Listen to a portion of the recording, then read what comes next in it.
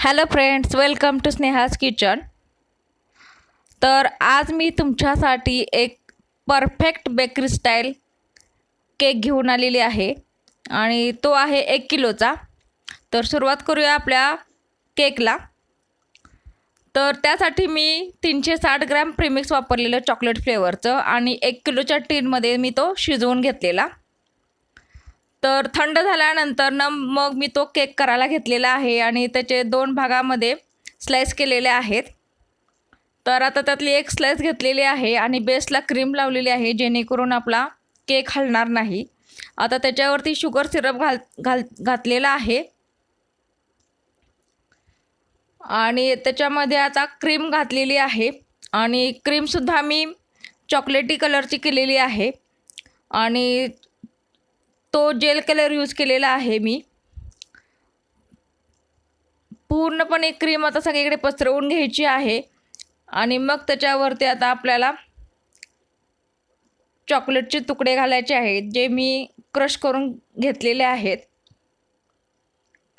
आणि त्याच्या आधी मी त्याच्यावरती आता गनाश घालणार आहे, ते सुद्धा घरीच तयार केलेलं आहे गनाश। आता तुम्ही बघू शकताय गनाश पण एकदम परफेक्ट झालेलं आहे आपलं। आता यामध्ये मी गनाश घातलेला आहे। गनाश हे थोडंसं जास्त घालावं, जेणेकरून केकला आपला चव एकदम छान लागेल, एकदम चॉकलेटचा केक लागेल आपल्याला आणि चॉकलेटची टेस्ट जास्त लागेल।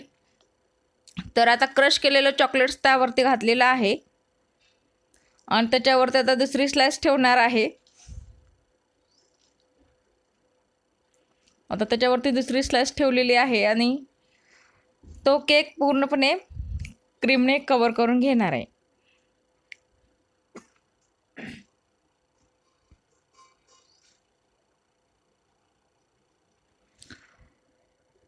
आता त्यासाठी मी क्रीम ही 360 ml बीट करून घेतलेली आहे, कारण माझं प्रमाण आहे जेवढी मी प्रीमिक्स वापरते केक करायला तेवढंच मी क्रीमसुद्धा घेते।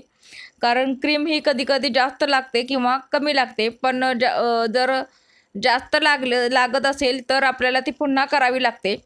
त्यामुळे क्रीम ही करताना थोडीशी जास्त करावी, कारण आपला वेळ हा पुन्हा त्यामध्ये क्रीम बीट करण्यामध्ये जाणार नाही। तर आता सगळ्या बाजूने क्रीम लावून झालेली आहे। आता त्याला चांगल्या प्रकारचं फिनिशिंग देणार आहे आणि हा कलर पण एकदम चॉकलेटचा आहे, जेल कलर यूज केलेला आहे, कारण हा कलर एकदम सुंदर दिसतोय आपल्या केकला, एकदम रिच कलर दिसतोय। आता तुम्ही बघू शकताय की आपला केकची जी एक्स्ट्रा क्रीम आहे ती काढलेली आहे केकची आणि त्याला चांगल्या प्रकारे फिनिशिंग देणार आहे।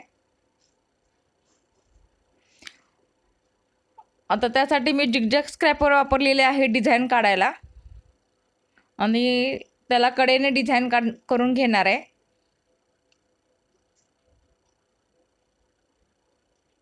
आता जी वरची एक्स्ट्रा जी क्रीम दिसते तुम्हाला, ती स्पॅच्युलाने क्लीन व्यवस्थित करून घ्यायची आहे आणि त्याला फिनिशिंग हे चांगल्या प्रकारे द्यायचं आहे केकला।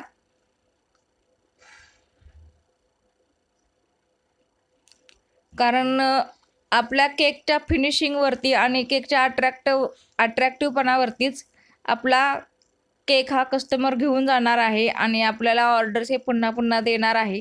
त्यामुळे फिनिशिंग आणि केकचा आकर्षकपणा ह्यावर जास्तीत जास्त हा भर द्या आणि त्याचबरोबर मेन म्हणजे केकची चवसुद्धा ही कायम एकच ठेवा, म्हणजे त्याच्यामध्ये कमी जास्तपणा करू नका किंवा केक कधी गोडाला जास्त होतो किंवा कमी होतो असं करू नका। त्याचं प्रमाण हे अचूक ठेवा, म्हणजे आपला केक हा एकदम परफेक्ट होईल। आता एकदम छान फिनिशिंग झालेलं आहे केकला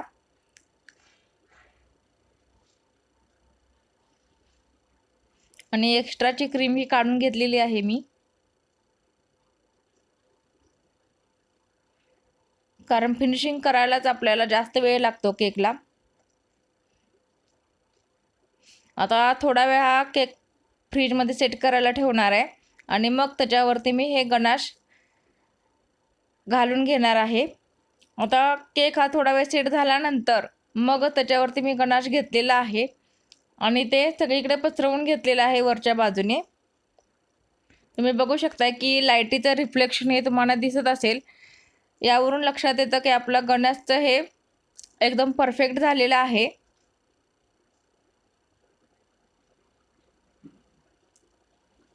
आता हे थोडं थोडं साईडने हे सोडून देणार आहे आणि त्याला एक वेगळी डिझाईन तयार करणार आहे. आणि आता त्याच्यावरती कस्टमरचं नाव आणि थोडंसं चोको चिप्स व्हाईट आणि चॉकलेटी घालणार आहे आणि आपला केक तयार झाला.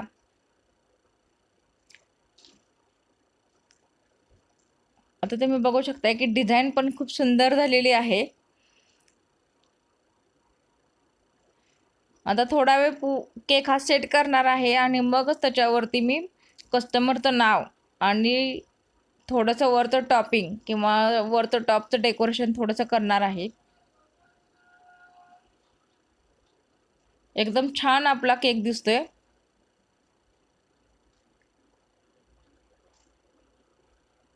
सो फ्रेंड्स, तुम्ही स्नेहाज किचनला जर पहिल्यांदाच बघत असाल तर स्नेहाज किचनला सबस्क्राईब करा. व्हिडिओ आवडत असेल तर लाईक करा, शेअर करा, कमेंट करा आणि बेल आयकॉन नक्की दाबा, जेणेकरून तुम्हाला माझ्या नवनवीन व्हिडिओचे नोटिफिकेशन मिळून जाईल. आता मी खालच्या बाजूने डिझाईन काढलेली आहे. त्यासाठी मी M1 नोझल वापरलेला आहे. ती खालची बॉर्डर काढलेली आहे आणि आता त्याच्यावरती कस्टमरचं नाव लिहिलेलं आहे आणि चोको चिप्स घातलेले आहे आणि केक आपला हा छानपैकी तयार झालेला आहे. सो पुन्हा भेटू. Bye bye.